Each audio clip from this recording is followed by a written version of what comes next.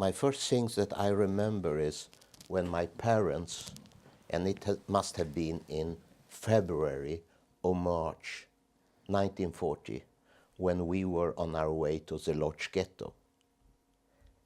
And because of that it was enacted and it can become a Slitsmanstadt, all streets changed name. The main street was called Hitlerstrasse. And when it became Hitlerstrasse, Jews were not allowed to cross the street. If you crossed the street and you were taken by the police, you were sent to prison. And prison was concentration camp. No? So my first remembrance is when I go with my parents in February or March, because it was still a lot of snow, it was very cold. We are on our way to the Lodz Ghetto, where we got a two-bedroom apartment. My father, my mother, and I, we lived in the living room. Then my grandmother lived in one room, and then two brothers of my father lived in the third room. In the end, on the 30th of April, it came in order to close the ghetto, and the ghetto became hermetically closed. Mm-hmm. I was 4 years old. And, you know, they changed the money from normal zloty to ghetto zloty, because then you had to buy the ghetto zloty, and it was also because you couldn't make any changes in through the barber wire with the rest of the world. And from that day, all above 10 years old had to go to work.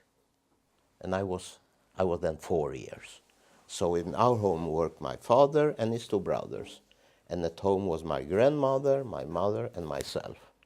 And when you worked, you get paid with a ghetto zloty. But also when you work, you got the coupons. Because everything that you need for survive was on coupons. Bread, food, clothing, heating, because we had a very unmodern apartment. The ghetto was in two blocks that were very unmodern. No? So I remember I went with my mother to get the bread portion. And the bread portion you get every 10 days. So every 10 days I got with my mother to pick the bread for 3 persons, but 6 should survive on it. And I remember when she came home, she took the bread and put in wet clothing, so the bread could be. It was possible to eat it on the 10th day also. Uh-huh. But I remember still every day when she checked up that the bread was not how do you call it? Stuffed, no? Yeah, stale. Yeah, stale. So the time in the ghetto was very, very tough. So I had to learn when I was 5 years old how you can get fruit from the trees and different vegetables and to rub things to help at home. Uh-huh. But I didn't feel any anti-Semitism because I came to the ghetto when I was 4 years old. So all the time and all the problems that I had in ghetto, because I stayed in the ghetto from February, March 1940 until 44 in the summer, I thought that this was a normal life. Uh-huh. I didn't know anything else. So you have probably heard about the conference in Wannsee in Berlin when they take the final decision. No? Uh-huh. So when we were informed in the end of August, where was the chief of the ghetto, he was a Jew himself, Chaim Rumkowski. He held a speech to the people in the ghetto, and he explained for them that the Nazis required that he should bring out all the children under 10, all the elder after 65, and all the ill people. When they took my cousin, my parents, they hid me in a bucket in an outdoor loo.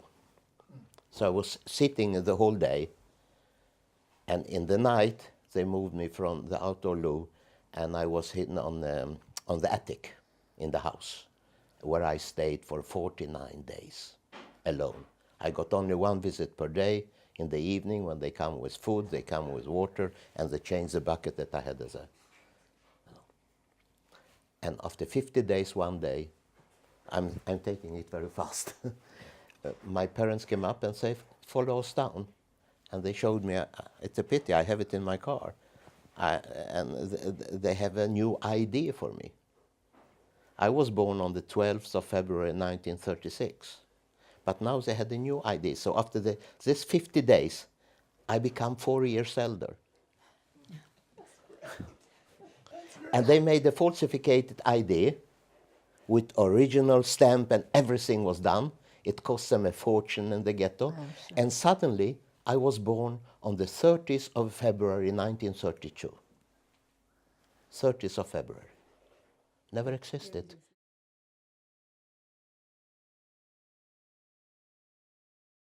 And I don't know why. I don't know why they chose the 30th of February. But as I had to go to work, and my father arranged so I worked in a factory together with him. And I became a messenger boy. I couldn't read, I couldn't write, I couldn't count, and I became a messenger boy. So suddenly, in 50 days, I became 4 years older. But this meant I was more than 10 years. I had the right to live. I had the right to the work. And then I had the right for the coupons to eat. So I could help at home, suddenly. So I worked as a messenger boy in something that they called straw-resort. They made shoes from straw that the soldiers had upon their boots. So I worked in the ghetto from the 25th of October, 1942. I started to work. I was 6 years old then. And then you know what happened in the Lodz ghetto, you have probably read. And suddenly,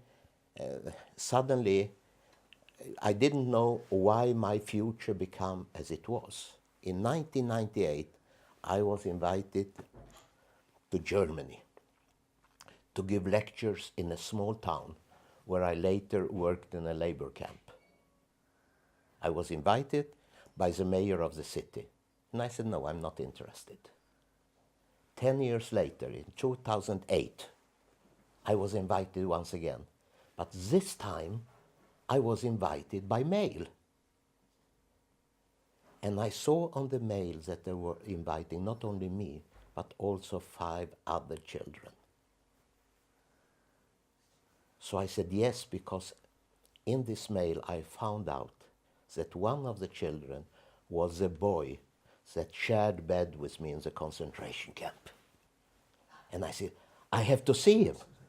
I have to see him. So I went. So in 2008, I went to Germany. So I got a call from one of the journalists from the Swedish television, and he asked me, can we join you to Germany?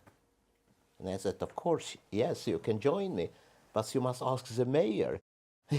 He's the one who invited me. So they called him, and when he heard that Swedish television will come with the whole team, of course, you are most welcome. He arranged a dinner when we came. And they made a documentary of me, which was sent in the Swedish television in 2009 on the 27th of January. It's the Memorial Day of the Holocaust. So then I understood why my future became as it was. And then I discovered that in the Lodz ghetto, there was a German officer called Franz Seifert. And Franz Seifert saw in the beginning of 1944 that the Germans were losing the war. And he saw that the only possibility for him to survive was not to be sent to the war. So he made the project, like Schindler. He's also called the small Schindler. He made the project that he wanted to have 300 prisoners. And with those 300 prisoners, he will build a factory close to Berlin where we will produce pre-manufactured elements for building houses. And as he had very good contacts in Berlin, he got his project approved. So he chose 300 men to work in his factory, and one of them was my father. Why? I don't know. So he brought his 300 men, and he explained for them what he will do, and said, I will take care of you, but not only you, I will take care of you and your close families. And I didn't know why my future became as it was. So on the 27th of, on the 22nd of October 1944, we were set to go to the railway station, where we had the same kind of train that Livy explained for you, no? And the first train was for the men, the 300 men, and they were sent to Sachsenhausen, so the famous concentration camp Sachsenhausen. Now it was our turn, and we were 297 people, of which 32 children. And we started the train. The trip was terrible, terrible. And I don't know yet today if we traveled for 1 day, for 3 days, or for 5 days. But I remember the same thing that Levi said. We had one bucket in one place and an empty bucket in the other. And this finished, and people got sick, and people died. It's unacceptable, unexplainable. And one day it stopped. And the door was open, and we got fresh air. It was fantastic. And suddenly you can hear the order, rouse, rouse, out, out. And I remember when I came out, and I kept my mother I was 8 years old then. I had my mother's hand close. And suddenly I saw the Gestapo with their black boots, polished black boots, and the dog shouting at us. And I was so afraid. And they started to count us 297.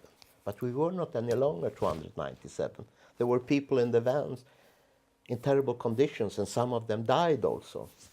And when they found it, at the end, when they found out and they counted them, they let us go. And suddenly we came to a wall and a big, how do you call it, door. Yeah.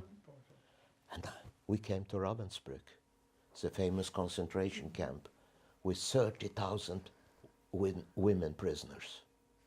And I remember when they opened the door, we should go in. The first thing I saw, a small mountain of women, dead women. It was terrible. And still when I think about it and I close my eyes, I can see the picture. It was terrible. And we were ordered to go to the right. It was a very low building, and outside this, the women was ordered to undress. And many of the women were very religious. They had probably never shown their body for anybody else, and suddenly outdoors to do it. But today I can understand it was a humanization process, because it's easier to kill somebody that you don't recognize to be a human being, no? And the women had later on, they were cut their hair both on the head and on other places, and they had to go in, and I know that they had a shower and they got their uniforms. But we 32 children, we were staying outside, and we got our prison number. And I have, during the years after the war, I have forgotten my number as a prisoner. And now when I came to this place in this little town in Germany called König Wustenhausen, I came one day before the others, and the mayor asked me, Tobias, you have come earlier. Is it something else you would like to do? Yes, I told him, because it was not so far away. It was only 50 kilometers. I would like to go to Ravensbruck. And he looked at me and he said, okay, tomorrow morning outside your hotel door, you will have a car there waiting for you.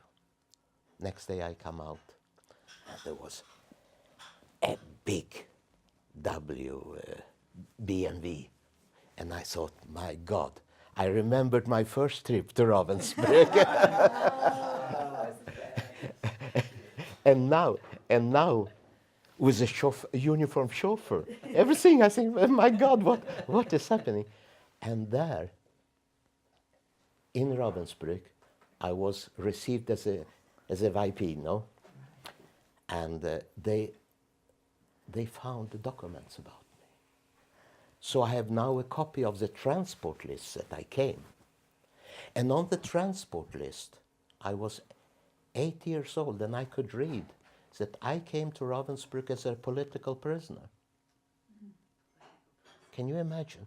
But I remembered when I came to Ravensbruck and I got my number. Now I got it, 79,295. It was my number, and my mother had 94. And I had a red triangle. The only thing I knew that I had a red triangle, and I thought, but my God, what is the red triangle? Because in the camp I saw other people, they had green, they had black, they had different colors. Now I discovered, because I also find a book with the triangles, where the red triangle made that, I was social democrat, or I was a political prisoner. So each color had a difference. Yeah. So now I understood my story. And then we came to the same things that, but we were 1,000 in each barrack, and I lived in barrack 22 now. And it was terrible, because in the middle of the barrack, they had a bench of concrete with holes.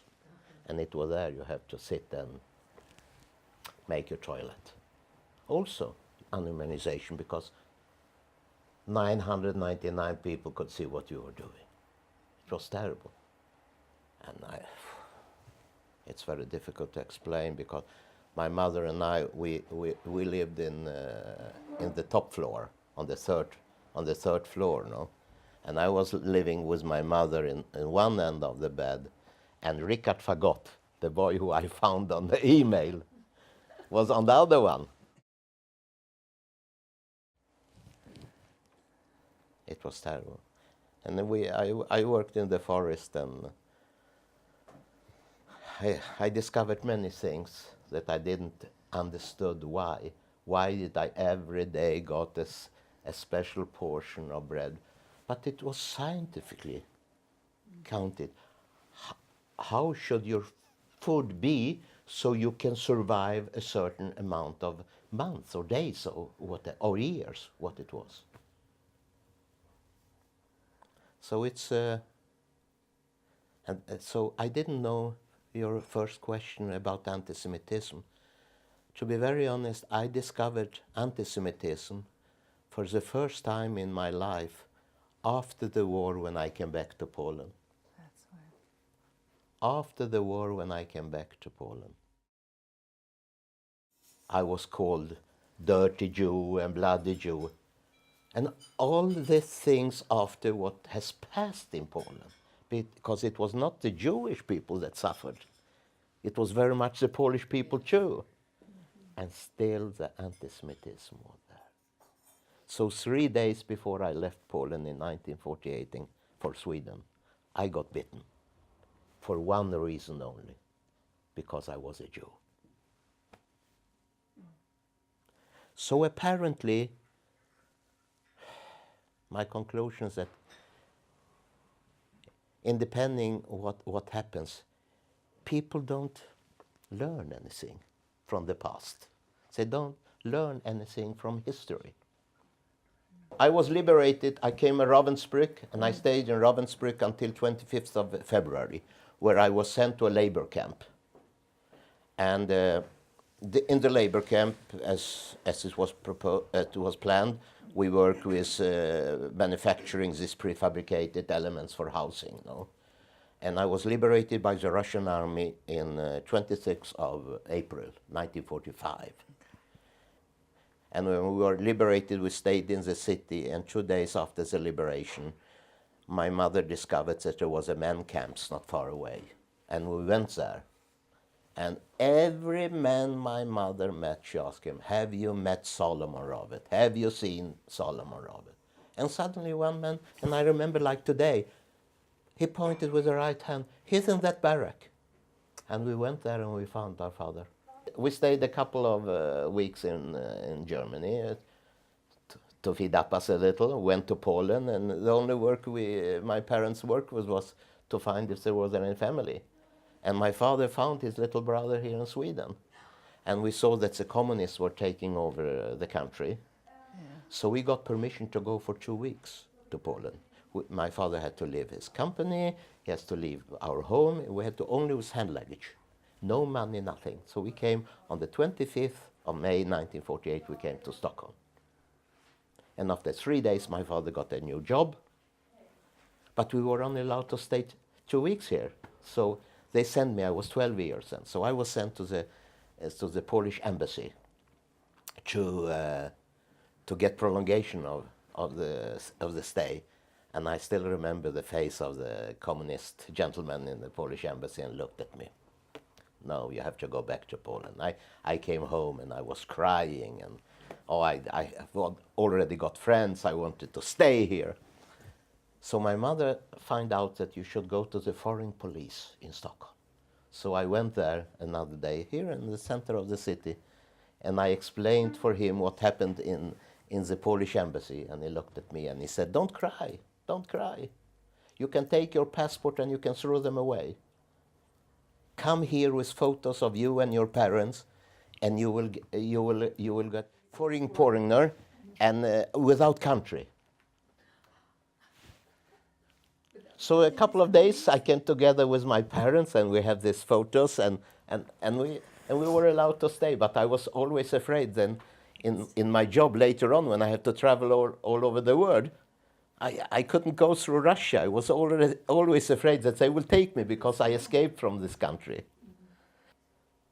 And when I was 56 years old, I was quite successful in business. So we lived in Spain, we lived in Brazil, and then I came back with the family, and my family was here. I have 3 children, and I traveled around the world. I was very much in the States, but I worked with Silicon Valley. Mm-hmm. So you can understand what kind of business it is. Yes. And then one day I came home, and I remember it was on the 17th of March 1992, and I saw a French teacher in history. He was taken to Sweden by a new Nazis group, and he said in the television that the Holocaust never existed. That it was a Jewish invention. I was 56 old, and I had a good contract on my job, and I've never talked to my comrades in the school or my work. Nobody knew about me. They only knew I was born in Poland, nothing more. So I discovered that if I'm going on to be quiet, one day he will be right. So I have to do something about it. So when I was 60, I retired. And I'm dedicating all my life to giving lectures about the Holocaust and about the right of all people, independent of what you are, if you are white, if you are black, if you are yellow, if you are Muslim, if you are Christian, if you are Jew, it's the same. So it's what I'm doing. Next week I will have 7 lectures. Normally I do, like Livia, 3 lectures per week, traveling around, but I do also abroad.